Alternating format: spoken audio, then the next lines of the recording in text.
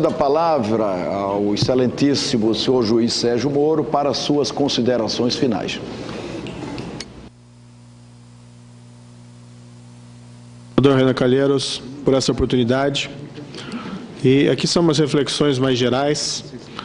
Essa operação, assim chamada Operação Lava Jato, com toda a sua notoriedade, tem levado um apreço positivo em geral da sociedade, também aqui refletida nos vários cumprimentos que foram recebidos, e por pessoas na rua, as pessoas vêm cumprimentar e elogiar o trabalho do Poder Judiciário, e que é um trabalho não é só meu, é de várias instâncias.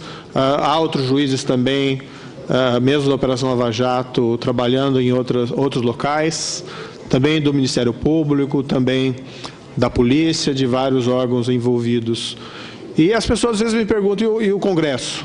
E o Congresso? Eu sempre digo para elas, tenha fé, né? Tem que ter fé nas suas instituições democráticas. O Congresso vai ser sensível a essas revelações, esse nível de corrupção que tem sido revelado pela assim chamada Operação Lava Jato. E nessa linha, o que eu humildemente aqui tomaria a liberdade de sugerir, sem qualquer pretexto de intimidar o Congresso. O Congresso é soberano nas suas competências e não se trata de intimidar, mas de sensibilizar, né, com sugestões. O que a população, que a sociedade espera são legislações que aprimorem a efetividade do sistema de justiça criminal, legislação que diminua oportunidades de prática de corrupção, e isso não é só lei criminal, isso é muito mais amplo.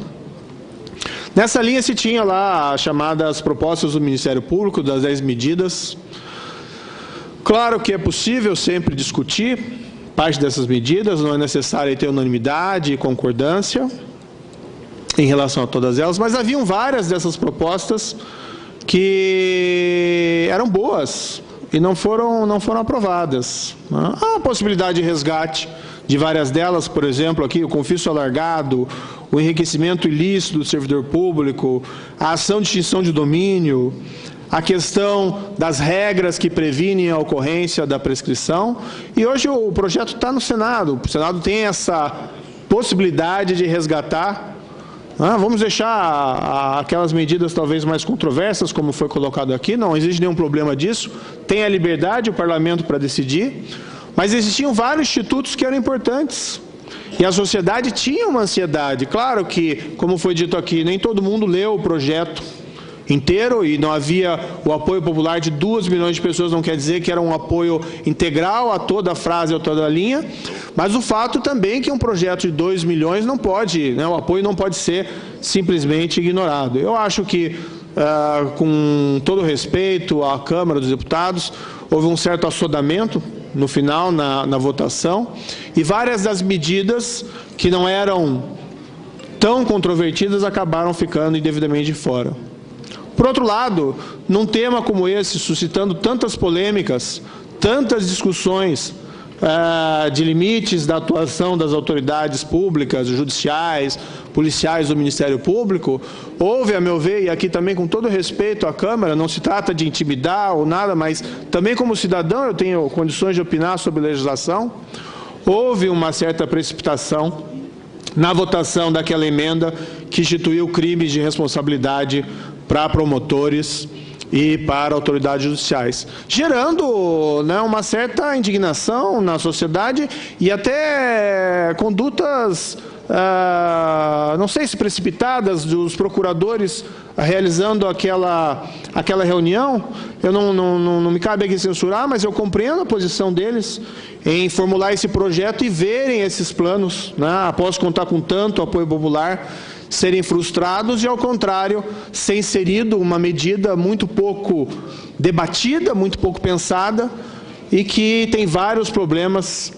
Isso não sou eu que falo, inclusive falam os presidentes dos tribunais superiores, vários problemas aí de constitucionalidade, de crimes de responsabilidade vagos, crimes que podem ter o efeito prático de intimidar a atuação dessas autoridades. Então eu rogo aqui ao Senado humildemente que na análise desse projeto que veio da Câmara, reprove reprove no sentido de não aprovar essas propostas de crime de responsabilidade e, não sei como foi rotulado, crime de autoridade dos juízes e promotores. Eu acho que isso merece um debate de melhor qualidade, como o que se está realizando aqui em relação ao PLS 280.